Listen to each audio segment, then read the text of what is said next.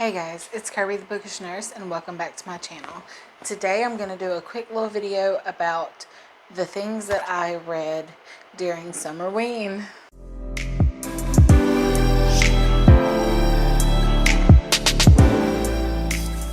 I'm so sorry that I didn't post all last week. I had some things come up. I had nothing pre-recorded. It just kind of happened that way. So I ended up taking the week for my mental stability to deal with some of the things that have been going on. But I'm back and I will be resuming my Sunday, Thursday regular postings. Originally, for SummerWeen, for the read a horror book prompt, I was going to read House of Hollows. But I was going to buddy read it with Steph from Steph's Bookish World. And she just had a whole lot going on the first week in June. So we weren't able to get to that. And I ended up instead for the horror prompt reading A Good Marriage by Stephen King. It's right over 200 pages. And I thought this was super creepy and really good. I enjoyed it. If you like horror, but you do not like the supernatural creepiness, I would suggest this book. I haven't really read anything from Stephen King because I'm too scared to.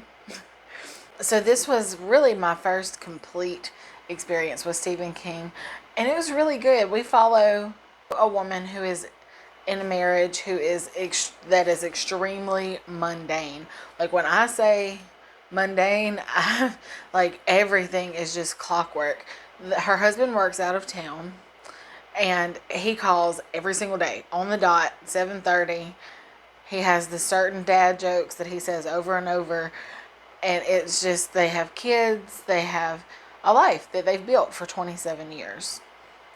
So you would think, 30 years in, how long does it take for you to know somebody? But apparently, it more than 27 years because, okay, our protagonist, she was watching TV. Her husband's out of town on work as usual, and the remote ran out of batteries. So she goes out to the garage to find more batteries, and she finds a box.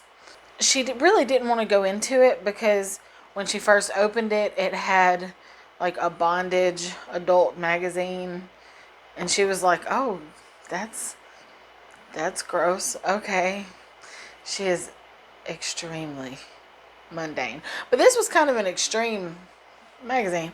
Anyway, so she puts it back, but then it keeps bothering her. So she goes back and pulls the box out, and it has a library card, an ID, and a couple other things that belong to this woman who was on the local news not long ago for going missing. And so that really piques her interest, and she really starts to freak out, and she does a bunch of research, and she finds out that her husband, and it's in the first couple chapters that you find these things out, her husband has been committing, or she thinks has been committing, these crimes. Then he comes home, and it's very, very creepy. It really, like, even though it was really short and I read it in one night, it really made me think, like, how much do we really ever know anybody? Because this man was a great husband, great father, coached Little League. Like, it was scary. It really creeped me out, and it made me rethink every person that I've ever met in my life. I think that I ended up giving that 4 stars. I'd have to go back and look, but I think it was 4 stars. I really enjoyed it. If you don't like extreme body horror or paranormal, supernatural woogie woos, you would probably like it. Then for the paranormal prompt, I read The Fury and Darker Union, which are the last 2 books in the original Vampire Diaries quartet. And I've watched other people do reviews. After I finished this, I went and was like, what did they think about it? And I was looking at reviews, and everybody hates it. I didn't. I thought that it was fun. Like, it was obviously written in the 90s. It's pretty dated, but I didn't see a lot of the same issues that I see in a lot of other 90s YA. However, if you are a fan of the show Vampire Diaries, you're probably not gonna like this unless there's been time in between watching and reading, just because they are so different. It's basically like well, no, not even that. There's a lot of the same names, but they have taken out characters and added characters and changed last names and changed abilities and ancestry. Like, a lot of things were changed between the show and the book. So really, if you're going to read it, you have to look at it like it's a completely separate entity, or you're not going to enjoy it. But I thought it was really fun. I had a lot of fun with it, and I'm gonna try to finish In the World. I know that this author did not complete that series, but Julie Plec, the lady who wrote the show, ended up actually finishing writing this series. So I'm sure that it's gonna lean more towards the way the show went. But I had a lot of fun with it, and I'm probably gonna go ahead and at least attempt to finish the rest of the books in this world. For the Halloween colors on the cover, and it was also our group read for the month for our book club, I read The Poppy War.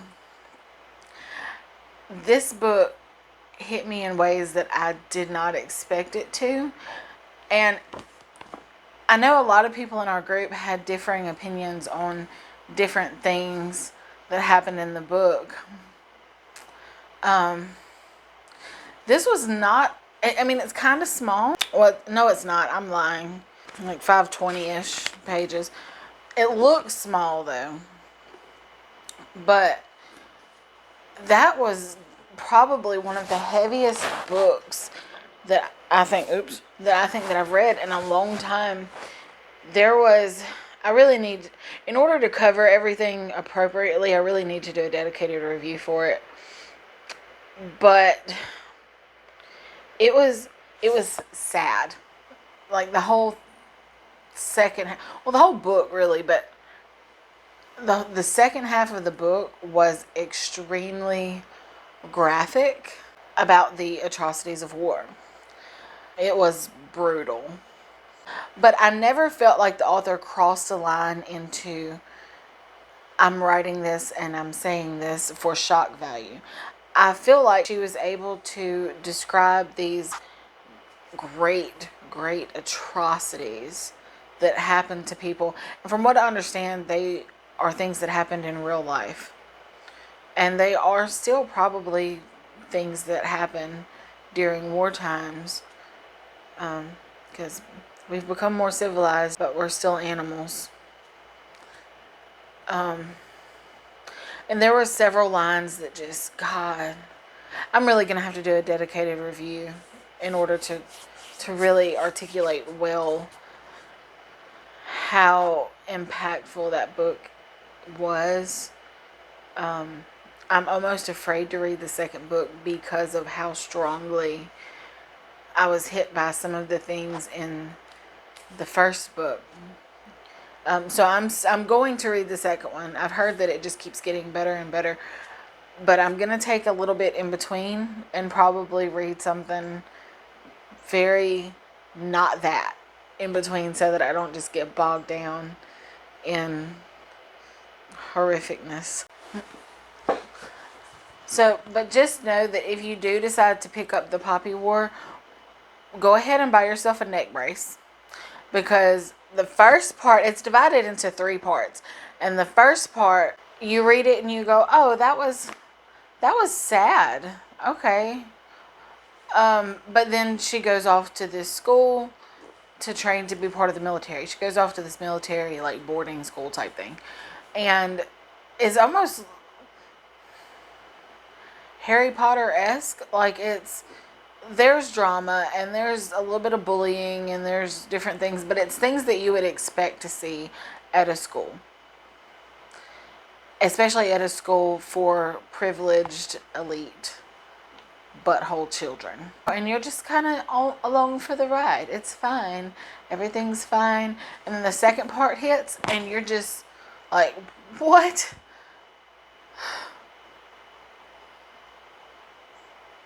Okay. Like, I got whiplash from going from part 1 to part 2. And then part 3 was just so dark. Anne Rice, Stephen King, y'all ain't got nothing on where this book went. I was afraid. I was legitimately afraid. And the fact that I know that the things in this book actually happen makes it harder to handle mentally. With all that being said, it was a phenomenal book. That is easily probably one of the best books that I have read this year. It really made you think. It makes you question a lot about humanity and how far people will go for non-important reasons. People go to war for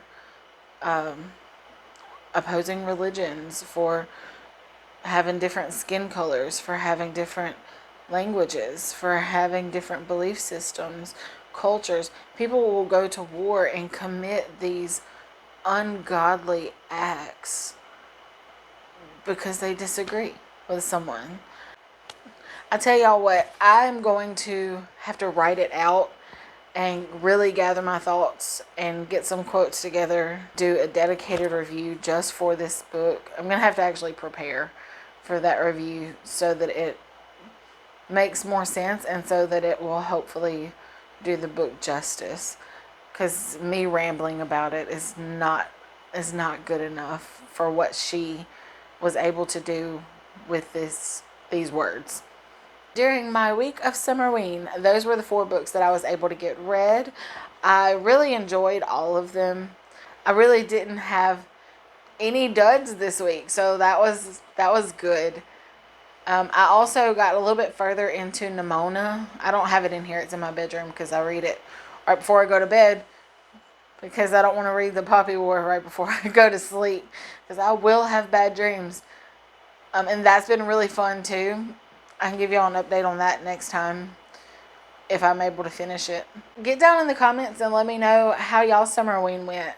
If y'all read anything that were 5 stars, if y'all read any 1 stars that you weren't happy with, let me know how it goes. I'm going to go watch all of the SummerWeen videos that I can find just to see what everybody else read and how they felt about it. So if you like this video and you want to see more bookish content from me, don't forget to hit that subscribe button. Don't forget to drop a like and a comment before you leave, and I'll see you soon with a new video. Bye.